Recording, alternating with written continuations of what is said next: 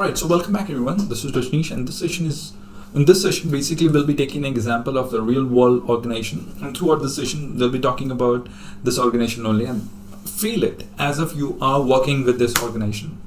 This is a multinational company, of course, so let's just first get the profile of this company. So this company name is TooReal. I just made it intentionally.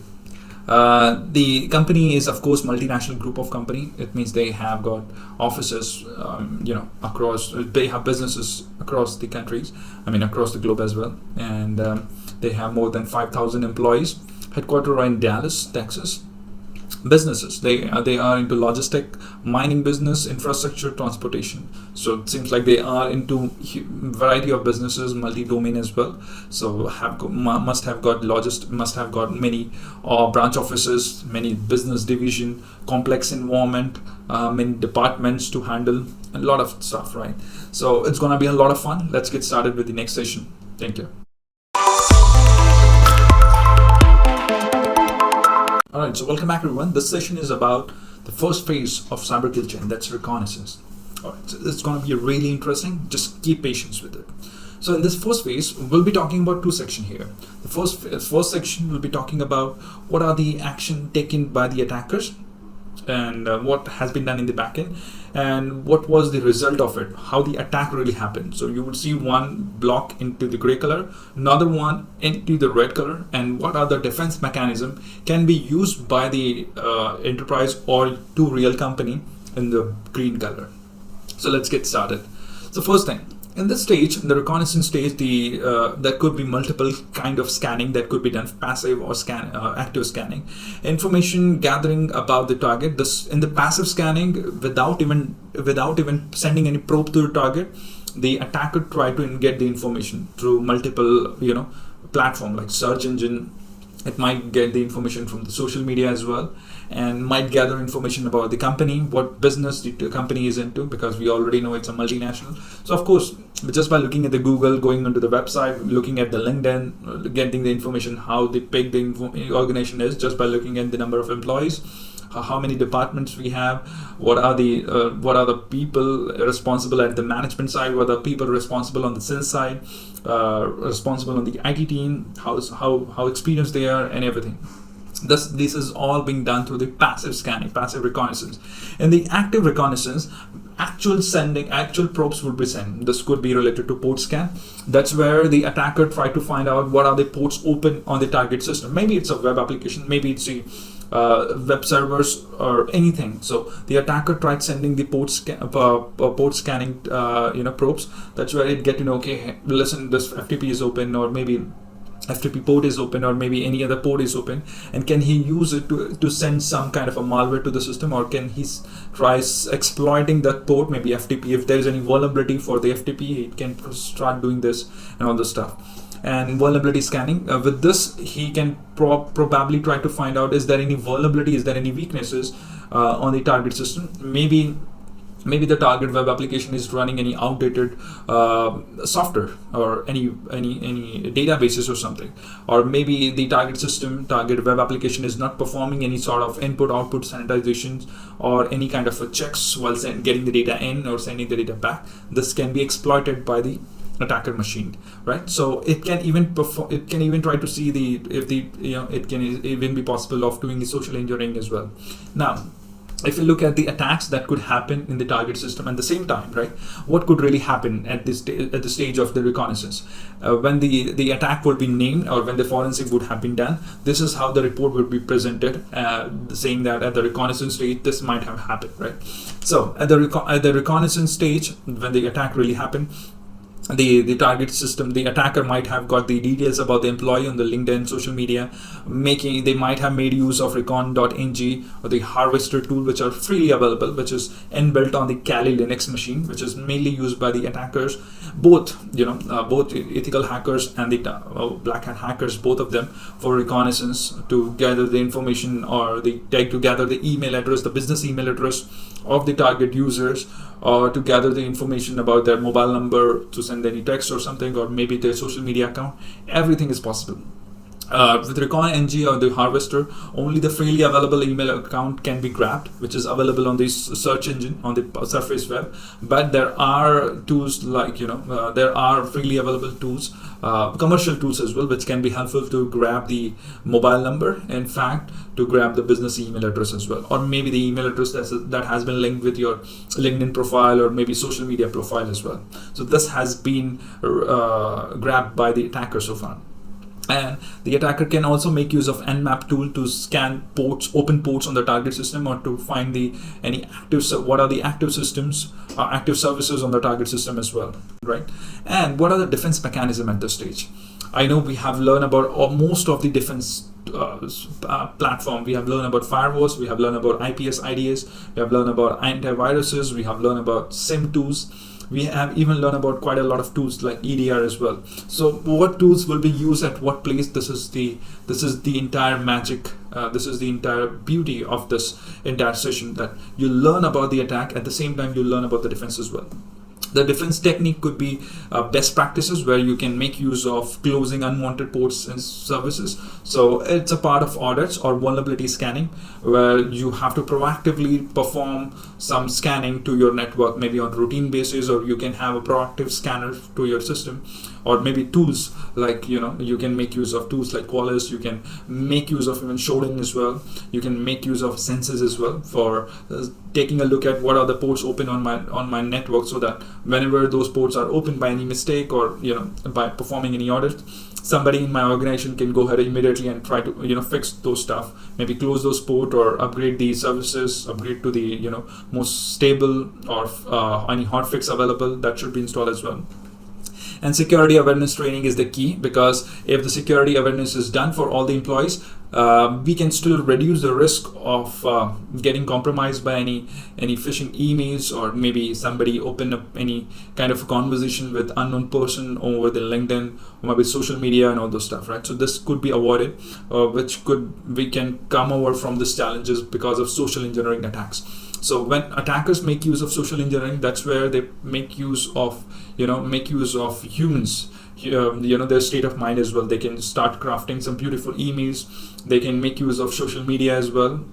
They may try to call them up as well. So with a proper security awareness training to employees, the risk of getting compromised by humans are pretty less, and that's where, whenever in any organization, it's a practice, whenever they get onboarded, they usually go through a week of security awareness training along with their corporate governance and all this stuff. Another very interesting tool at this stage, which definitely avoid such kind of even the reconnaissance attempt, maybe active or passive attempt, is the firewall. So at this moment, if we have a firewall deployed, any connection which has been attempted from the outside of the world for any scanning probes will be discarded, will be dropped. Those packets will be dropped, and attackers won't be able to grab more information about our system. At least the active reconnaissance, he won't be able to perform any sort of active reconnaissance at those stages. All right. So I hope you got the sense. We'll catch you in the next stage. Thank you. Alright, welcome back everyone. This is Rajneesh, and this session is about the phase 2, weaponization. Of course, as the name says, that's where the attackers basically weaponize their attacks, right? So what exactly attackers would be doing behind the scene? This is where attackers now prepares for the payload or malware, because in the phase 1 they have got the idea about the vulnerabilities on the target system. Maybe they have got the idea about the weaknesses. They have got the idea about what operating system the target system has, what services or what application they are running. So accordingly, they can start building the malware, the payload as well. And the malware will exploit the vulnerabilities detected in the reconnaissance phase, as I just said, and also making use of multiple techniques for making it undetectable. Sorry for the grammar. So making it undetectable, or FUDDY. That's called FUD, fully undetectable payload, so that it can bypass the defense mechanism, right? So they can keep trying it. They can try to code it as much as possible, as much as by themselves, so that it becomes unique.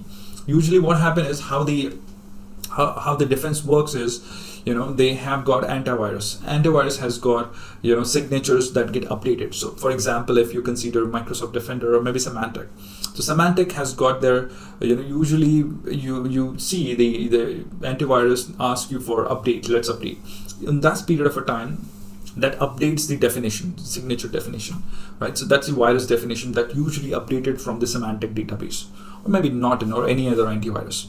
So during that period, what happened is the number of attacks that has been happened, or the number of malware that has been found on all the Symantec antivirus, or the users who have installed the Symantec antivirus, the moment those has been detected, those files, those signatures will be uploaded on the Symantec database, and then based on that, the virus definition, the detection rules will be created, and those rules will then be pushed to all the system again, back to those system, and that's how it get updated every time. Not just that, even all the antivirus usually contribute with each other, and that's how even if some of the malware got detected on the Kaspersky, it still get detected on the Symantec as well. There is a portal as well, Virus Total, where you can always go and check if this antivirus, how many antivirus can detect this malware. You can even make use of IP address, domain name to see if it is blacklisted. How many antivirus can detect this as the malicious IP address, how many antivirus can detect it as the malicious URL, or you can even upload the malware yourself, and you can get to see if it is malicious, then how many antiviruses can detect this, right? So next is at this stage they also weaponize the phishing email as well. What exactly happened with this? This phishing email is not really a simple email. If you remember, in the first phase we talked about the social engineering. That's where they try to understand how the target is by looking at the we talked about the attacker look at the LinkedIn profile, the social media profile. What's the purpose? By looking at it, they get the idea what kind of the person the target employee is, and accordingly the attacker would craft the email so that but just by looking at the subject line, it clicks his mind and open up the email, no matter what is the situation, right? So that's what it usually happens. And when we look at the attacks, the situation that happened, this is what it would really happen: building a custom malware for the target operating system using MSF Venom in the Kali Linux. So it has been found that this malware was built when the entire forensic happened, when the entire destruction might have happened or might have been detected, the TooReal group might have detected this, and they started their forensic, as I have told you earlier as well. They might have got the idea that this malware was built by using MSF Venom in the Kali Linux as well. Although MSF Venom can build on cannot build as advanced malware, but there are mechanisms that works over it, with which we can make it even more advanced by making use of veil. Veil evasion is the one technique which works with it. Shelter project is also one of them, which is really useful for penetration testing and for malware researchers as well. And also those kind of tools, if they're with the wrong hands, they can also make use of building some very FUD, or I would say fully undetectable malware as well, right? So making the malware undetectable using techniques such as encryption. So if once they build the unique malware, they can make use of encryption over it just to establish the SSL connection, so that none of the firewalls or anybody else can detect what exactly it is going on. They get the idea that it might be a normal communication and nobody can see what exactly inside, right? So encoding can be performed based on many techniques. And shell code injection that usually happen with the veil evasion as well, and shelter project, which are the advanced tool which even can make use of MSF Venom or Metasploit framework, which is inbuilt with the Kali Linux. Steganography, which is basically inserting a payload into, it's kind of a Trojan. So I can insert a code into maybe image, maybe any other kind of file. So for a user it looks like a genuine file, but once he download that image or something, it also be having the code or the malware or the payload runs behind the scene, right? So it prepares a phishing email based on social media profile. So this might have happened during this attack, and the defense technique is basically none, because while weaponizing it, while this might have happened, you can't really control it, right? Because attacker can weaponize the attack the way he wanted, but you don't know, you can't really go to their house and tell them to stop working on it, right? Because you don't know them, right? Digitally, anybody can be there anywhere in the world. We don't have any idea about it, right? So in the weaponization stage, the defense system, or the enterprise network or two real group cannot practically do anything into this stage. All right. So I hope you got this idea about this stage, this phase. We'll catch you in the next phase then. Thank you. All right, welcome back everyone. This is Rajneesh, and this session is about delivery phase. That's the third phase of the kill chain. As of now, the weapon has been created by the attacker, right? So attacker has created the weapon. The good news is we are still safe. The bad news is we don't know what exactly attacker has prepared for us, right? So let's get started and see what the attack really looks like in this phase. So what exactly happened is, in this case, the weapon is created as we have seen in the previous phase, and the major objective for this phase for any attacker is to bypass the any detection system. The attack has been created, the weapon has been created, or I would say the malware or the payload has been created. Now the job of the attacker at this stage is to somehow deliver it to the victim machine, and with that he want to bypass any sort of defense which is there in between, right? So that's what it actually would be doing it. And in that case, usually that's the reason it can be shared, it can be sent, or it can be delivered to the target machine, victim machine, through many ways. Maybe through physically sending the USB, or maybe through social media, or maybe through phishing email and all those stuff. But to be very honest, the most effective, and that's where it's a nightmare for many of the security head as well, is the phishing email. And that's what usually the attackers prefer as well. Now, how it really looks like in the delivery phase, if in the TooReal group attacks, right? So we are imagining that the attack has already happened, and or it has been detected, whatever is the case, or we have detected the end phase, but we are just performing the forensic. We are just performing the investigation. So I hope you're getting what we are reading or what we are going through in the red box, right? In this case, the phishing email has been sent to the TooReal group employee, anybody in that, and attacker is waiting for the reverse shell or the callback from the malware. So what exactly happened is the malware has been delivered, and that's where the victim machine has already downloaded the payload as well. Maybe it's a doc file, maybe it's an Excel sheet, maybe it's an invoice sent to the salespeople, or maybe it's a resume sent to the HR person in the team, and he got the idea. Okay, it sounds very lucrative, and he should really download it to see what's exactly inside. And that's where the malware is also got downloaded into the system.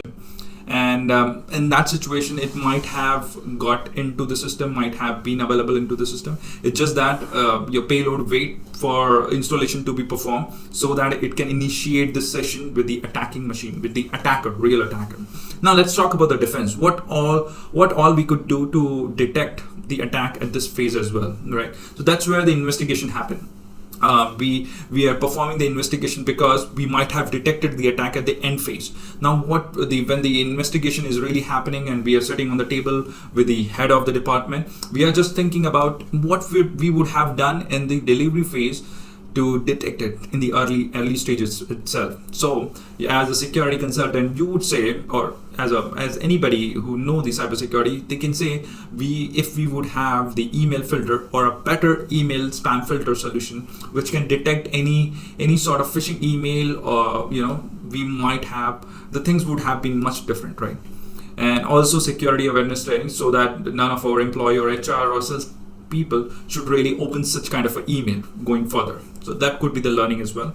And IPS IDS, which would really be a good idea. Usually such kind of IPS IDS usually be inbuilt with the integrated with the email solutions as well.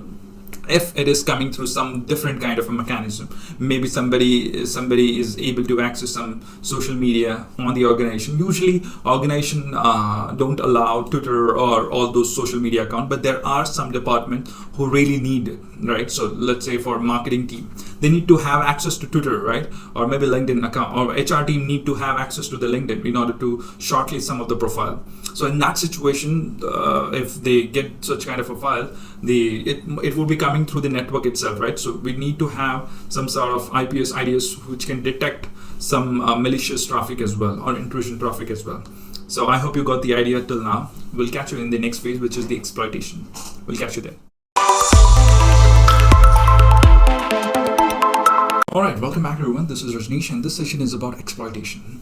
If you are following me from the beginning, exploitation is the phase, it's a process, the stage where we have exploited the vulnerability.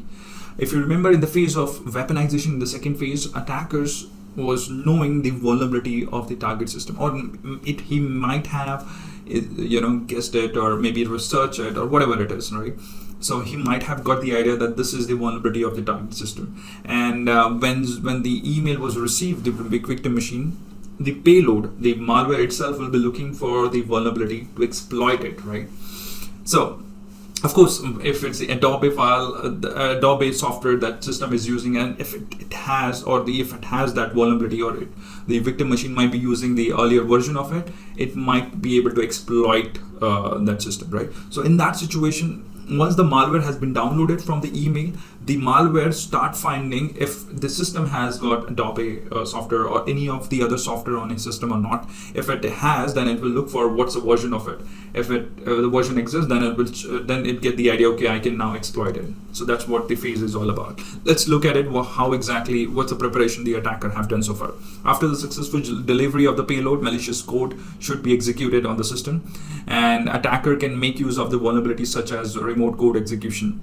It's a very serious vulnerability.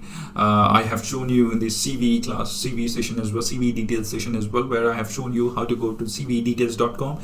That's where you can get to see all the list of vulnerability and their priority as well. Remember, remote code execution is the vulnerability where the attackers can remotely control, execute any of the codes on the victim machine, right? So that's a very, very priority vulnerability. Right, so whenever this happens, it is considered to be highest vulnerability and critical vulnerability, and that's what he might have got this in. Now let's look at it, what really happened in the victim machine. As a part of TooReal group attack, in this investigation, employee get compromised with the sophisticated email because he opened up the email and attachment as well, and that's where the custom malware were present. So that's what it happened. And it has been successfully downloaded, and it might have successfully detected the vulnerability on the system as well. It could be related to Java vulnerability. It could be related to any of the third-party software, Adobe, or maybe with the Windows itself, right? Now, what are the defense mechanism for this? The defense could be EPP or EDR. We have discussed about it, what this tool is. EPP is nothing but the business, and we call it as endpoint protection. And what's really happened is it's nothing but just the business antivirus. It's antivirus, right? That's what we have learned. And EDR is more advanced, where we focus more than just prevention. We focus more than just preventing any kind of threat. But we more than that, we just even look at it, what are the detection. We look at visibility of the network. We don't just let the antivirus to do its job, but we also have humans to look at the visibility of all the network, of all the activity happening on our endpoints, on our Windows machine, or maybe is there any Mac OS machine or Linux machine or the servers as well. So that's where the detection capability comes in, and that's where the visibility is the key in those situations, and that would be really helpful. Whenever any of the system, whenever the malware get installed and it start looking for those codes or vulnerabilities or all those stuff at this stage where the exploitation really starts for finding those versions of code or version of a target application or the vulnerability, are usually a process or some sort of process ID are basically created. So that's where the EDR kind of a solution can really help you out for triggering any kind of alert to your dashboard, where the cybersecurity analyst can get to see, okay, hey, listen, my EDR solution has got something. But in case of EPP, it won't really give you in any sense. It will just do it as by itself, right? So you don't get any clarity and you won't be having control on it. That's what EPP is all about, right? Vulnerability management. So vulnerability management is a kind of a routine assessment where we keep patching the system, keep patching the weaknesses, keep getting to know in this month how many, in this maybe every week how many vulnerabilities we have based on all the application, all the assets that we have. We have maybe 500 application. Do we have any recent vulnerabilities on any of those applications? So we can start patching or start fixing those as well. So with the help of vulnerability scanning tools like Nessus that we have learned, we can, or maybe Qualys tools, Nextpost tools, and all those stuff. We can start performing the scanning of all our network, and we can get to know what are the vulnerabilities that we have, and then we can start performing the patch management. Patch management is all about it's basically done by the application owner. So even if the security scanning report says, okay, this vulnerability has been found on Cisco router, or this vulnerability has been found in this Apache server, or this vulnerability has been found in Windows Server 2012 R2 maybe, in that situation, based on the report, it will be forwarded to the corresponding stack owner of the server or the application, and they would be patching up the system as well. And of course, the risk management team, the security risk management team, at the end decide if they should really patch it, or they should really upgrade, or they can really ignore it, whatever it is. It's based on the risk appetite of the organization as well. There is one more, which is IPS IDS, which is obviously very important stuff to look at it, because that's all the traffic at the end goes through the network itself. That's where it can keep scanning the network too. IDS is more of detection system, which even helps if it would have detected in the early stage. So that's what the exploitation phase is all about. We'll catch you in the next phase, which is about the installation. Thank you.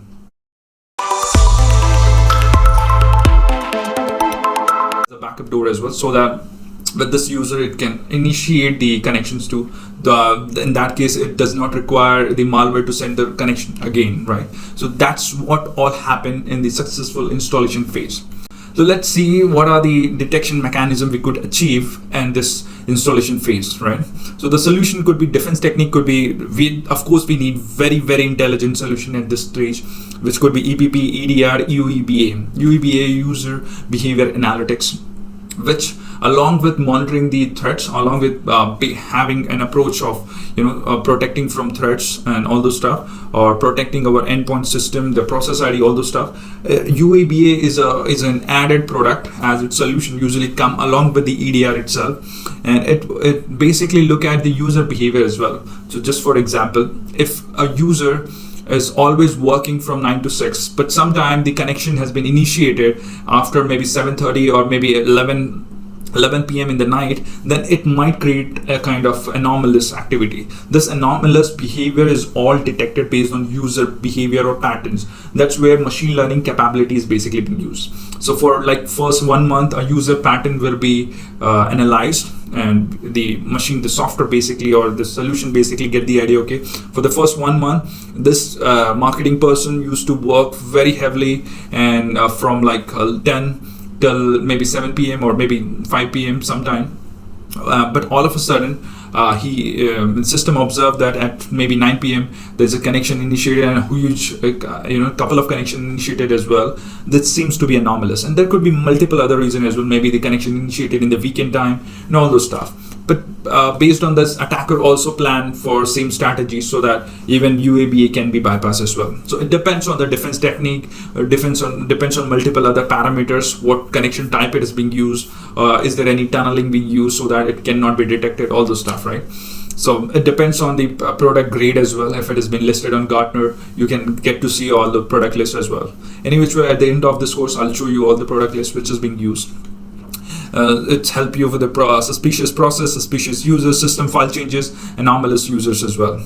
Now we also definitely need SIEM solution, which is definitely be useful at here. It's not that it won't be helpful in the past session, but it is something which is really important at this stage, which really give you a better insight. I'm not, when I say these are the solution needed, it's not that you don't need this solution in the early phases. You still need it, but this is where its actual value comes in. So SIEM help you out with every events that happen on the machine. Remember, events, it's any kind of a log or any kind of changes that happen. Incident is something which do any kind of a problem into the system, which is different from the usual activity, or maybe that triggers the policies that user or the admin has created on the SIEM solution. Correlation rules are the combination of multiple rules. When this happened and this also happened, then it should create an incident. Maybe if the attempt happened 3 times and again happened between this period of a time, it's a kind of a correlation where the one rule relates with the another rule, right? Security, automation, incident response, of course, and threat intelligence. It's a very wide topic, but threat intelligence is kind of a threat feeds, which is developed by security intelligence team, which gives the update about every latest blacklisted IP address, blacklisted feeds, domain name, hashes, and all those stuff, where those data comes into the firewall, or maybe the SIM solution, or maybe to the EDR. When whatever the traffic comes in, EDR, SIM, or all those solution can match those traffic against the threat intelligence feeds, and if there's a match, it will generate an alert, right? So better or the updated threat intelligence really help us to detect the advanced threats, because they keep updating their database as well. Attackers keep making use of the latest IP address so that to make them look more and more legit, right? Indicator, that's where you find the IOCs, the indicator of compromised, malicious domain, blacklisted IP address. All right, so I hope you got the sense about installation phase. In the next session, we'll talk about the command and control. Thank you. All right, welcome back, everyone. This session is about command and control phase. Let's get started. This is the 6th phase, and this is a very serious phase. And if we can't detect any of the threats at this stage, or any of the IOCs at this stage, we would be very late, right? So what's really happened, or what's really the preparation from the attacker side? At this stage, attacker gets a complete control over the system, because attacker has initiated the session. The vulnerability has been exploited, the malware has been installed, this connection initiation also done from the system as well, right? From the malware already. So at this stage, the malware communicates with the command and control servers via an encrypted session. Why this encrypted session is really important for any attacker machine? If it is really happening on the plain text, or without or maybe unencrypted session, a firewall or IPS IDS system can detect what is really going on in this session, right? If it is the plain HTTP traffic, the IPS IDS or firewall solution can detect, it looks like some of the suspicious connection has been going on, and some of the commands has been executed from outside of the world, and all those stuff. If it is encrypted, only the malware or the victim machine and the command and control center, which is the attacker system, can only listen and and read the traffic, right? So that's what the encrypted session really helped them out to attackers, basically. And if you look at the two-group attack, this is what it would really be happen. At this stage, the malware starts the reverse session on the HTTPS with C2 servers. C2 servers is the command and control center. Reverse session is the session initiated by the malware to the attacker. So that's called reverse session. All right, on HTTPS, because HTTP is an unencrypted session. When you talk about HTTPS, that's the encrypted session, wherein only the two parties can listen to what's exactly going on in the channel, right? And attacker is remotely sending set of commands that he wished to. So it could be, the command could be to grab all the information about the target machine, or maybe to open up the camera to spy what all has been getting typed, or to any stuff. So at this stage, the attacker machine is ready. He can send all the commands, and he got the complete access. As of now, the objective is not done.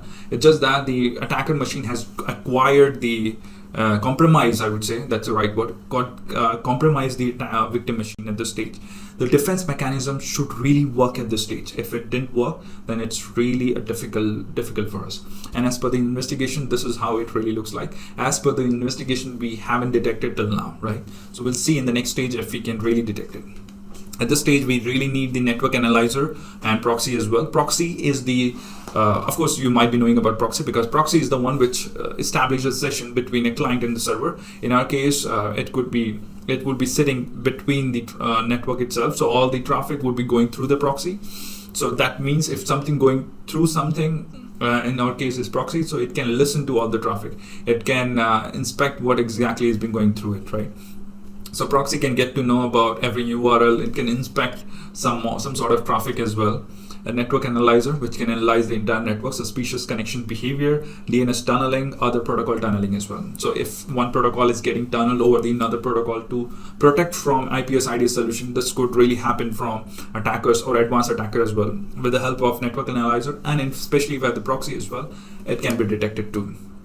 Next, EPP, EDR, SIM, IPS IDS, we have already talked about it, to detect any sort of suspicious process, suspicious users, a system file change. Usually system file change happen, yeah, it might happen as well. For that, usually you need the file integrity monitoring tools as well, and those tools detect any change in the file system, right? And anomalous behaviors, threat intelligence, we have talked about it. We need to have the updated indicator of compromised, malicious domain, blacklisted IP address as well. All right, so I hope you got the idea about command and controls. Let's see in the next session, can we actually detect the threats? We'll see you then. All right, welcome back everyone. This is Rajneesh. Good people always win, and defense should always win as well. So at this stage, definitely we have detected the threat. That's why we have performed such a wonderful investigation as well. Let's get started. What's really happened as of now? This is the action and objectives. Whose action and whose objective? This is all about attackers. So at this stage, attackers is performing his objective and will try to detect the threats at this moment of a time as well, and we have successfully detected it, right? So you should be happy now. So at this stage, with a complete control, the attacker can exfiltrate the critical data completely. When I say the exfiltrate the critical data, that means he has got a complete access on the network as well, and that means he can perform the data breach. That means he can get the data from the victim machine to his remote or to his own server as well, attacking server. It can cause the network disruption. It can stop the network services as well. But you may think, I just got the access to the one system, one victim machine, one Windows machine maybe, right? How can I disrupt the service? Network's disruption, right? So well, listen to me very carefully. When you get the access to one system, it won't take much time to get the access to the entire network. But it needs some great mindset, because in order to reach to the admin system or the any of the privilege account, you have to escalate your privileges. You have to be admin. So from there you can get access to the domain controller or the Active Directory as well. And I personally trust you that as of now you know what's the value of Active Directory or domain controller, because once you get the access to the domain controller, you personally can do anything. Once you have access to the Active Directory, you can reset the password of any of the network devices, and once you get the access to those network devices, you can possibly do anything. Maybe it's a WAN router, the edge router, which has got the internet access to the rest of the world. You can, once you have the access to the Active Directory or the NAC, the system which manages the authentication, you can possibly log into that and reset the password and then log in it or shut down the interface, whatever it is. Or possibly you can even send the ransomware as well on the one system, and it can be SMB based, just like WannaCry, and it can spread across all the network and then disrupt the start encrypting all the endpoints, and that's where the disruption really starts. Deploy ransomware, we just talked about it. Execute financial fraud, that could be related to any fraud activity, but in that case it has to jump into the financial department machine. That's where it can alter any kind of a spreadsheet or financial data, or he can grab those financial information as well for executing any kind of insider threat or maybe insider activity when it comes to the stock market, manipulation and all those stuff. What's really happened in two-group attack? Attacker is scanning and collecting the sensitive data, and we have seen that the data has been going from the victim machine to the outside of the world. At this stage, the attack is really live. It is currently live. We could see the traffic going on from the victim machine to the to the attacking system. An attacker get the access to the two-group customer information database, and he or she try to retrieve all the information. Luckily, we have detected at this point itself, right? How that happened, that's the entire story. Because if you see closely, if it was ransomware, let me tell you, if it was ransomware, we have detected because our EPP EDR solution, network behavior analyzer proxy, might have detected it. It has detected it that it's a ransomware execution, and there's additional encryption started happening, and it might have detected at this phase itself. Usually it is difficult, but we are assuming that it has detected in the early phase or at this stage. Okay, if it is about ransomware. If you talk about the exfiltration, it could even detect at this phase, and it would be good enough, right? Ransomware might have been detected in the earlier phase, so I'm just considering multiple attacks category itself. So if you talk about ransomware, it might have been detected in the earlier phase where the actual malware installation was happening. That's where if we have a good defense solution, EDR or network analyzer solution, it might have detected those phases itself. Data exfiltration, that's where even if we couldn't detect in the early phases, we still have a chance here, because that's where to detect the data exfiltration, which is data breach for the rest of the world in the generic world, that's where the solutions the solutions like UEBA, the solution like EDR solution, IPS, IDS, network behavior analyzer really makes sense, because you could see there are some users, who usually transfer or don't upload a lot of traffic. He usually download the traffic, right? Let's say I talk about a marketing team or maybe HR team. He usually download the traffic from the internet, or he usually don't go to the internet, but all of a sudden he started uploading a whole lot of traffic. So that creates a kind of anomalous activity, and my EDR solution can detect, or EDR with UEBA solution can detect it as anomalous behavior. And if I have a person sitting as a cybersecurity analyst, he can also analyze the traffic and can create an incident, right? So it could even be detected through the SIM solution as well. So that's where it becomes very, very important as well, right? And this moment we can still detect it even if we missed in the early phases. If it's a network disruption, where it could be many stuff, it could be because of many other stuff as well. If it's a network disruption because of maybe because it's disconnecting the network, or maybe it's getting some information, or isolating the system as well. With the help of network behavior analyzer, it becomes easier. UEBA can really help us out to detect any kind of anomalous behavior where the upload or suspicious uploading really happen. I'll tell you, the advanced threat can even make it a very periodic upload as well, wherein they don't really directly upload all the traffic all of a sudden, right? They even make it a very periodic, right? So one day they might upload maybe 30 MB, next day they might try for maybe 300 MB, next day they might try for another 300 MB. So it becomes even more difficult. That's where you need more strong defense technologies, where you have to spend more into the EDR, EUEBA solution or network behavior analyzer as well, which keep updating their intelligence as well based on the threat strategy as well. So they get the idea, even if it's a periodic, they get the idea, okay, this is how it really works, and there must be some patterns, or there must be some intelligence should be given to the user as well. Because it's not good idea to always depend on the tools, right? Even if I'm telling you this is the defense technique, defense tool, but still it is not always good to have complete dependency on the tool. You should need some tools which is just giving you a complete visibility. Tools like EDR, tools like SIM solution. Obviously, if you're working in the cyber analyst, your SIM is your key. You must be working on SIM to detect any kind of threats. You must be working on SIM solution to detect the early threats. Your job would be to monitor all the threats and to identify if it's really the priority. You should give it to the next team to perform any forensic or further investigation, or to take the response to respond it as soon as possible. So no matter how many tools you have, you also need a very strong people force as well, and that's where the strong cybersecurity analyst really plays a critical role. I hope you got the idea.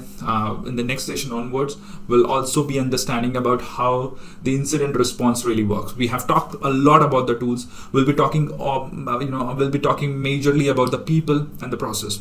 As of now, we have covered especially about the tools.